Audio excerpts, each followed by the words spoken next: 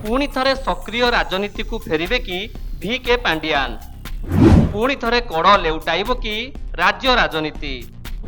2 वर्षर वनवास परे मैदान को आसिबे कि पांडियान?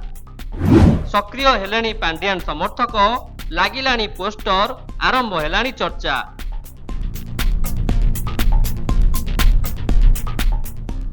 दुई 2024 निर्वाचन पूर्व सबुठारु चर्चारे थिले सेतेबेलेर 5T अध्यक्ष तथा पूर्वतन IAS officer V Kartikeya Pandian. राज्य सारा बुली बीजेडी को जिताइबाकू दिन राति एक करि देइथिले नवीन को एही एकांत अनुगत। पांडियान को ना को नहीं चर्चा जेतिकी थिला, विवाद मध्य सेतिकी थिला।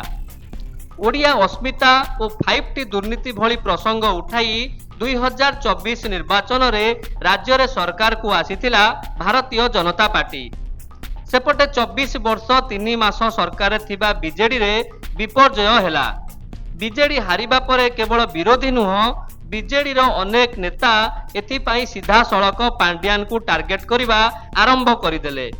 अनेक नेता को दल निलंबन कला, अनेक नेता दल छाड़िले। विपर्जय परे सक्रिय राजनीति अवसर घोषणा करदेले VK पांडियान। हेले ठीक 2 वर्ष परे सोशल मीडिया रु आरंभ करी चा खटी सबुठी एक्टिव हेलेनी पांडियान को समर्थक।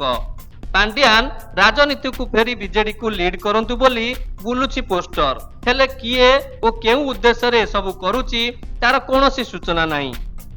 सतरे कोन पांडियान पुणी थरे एक्टिव पॉलिटिक्स को फेरिबे? पांडियान आसिले बीजेडी पाई फायदा हेबो कि? एबे एसबु प्रश्न ओडिशावासी मनरे गुंजरित हेउची। ओडिशा राजनीति रे पांडियान को नहीं आपणक मत कौन रही कमेंट बॉक्स रे निश्चय जणांतु।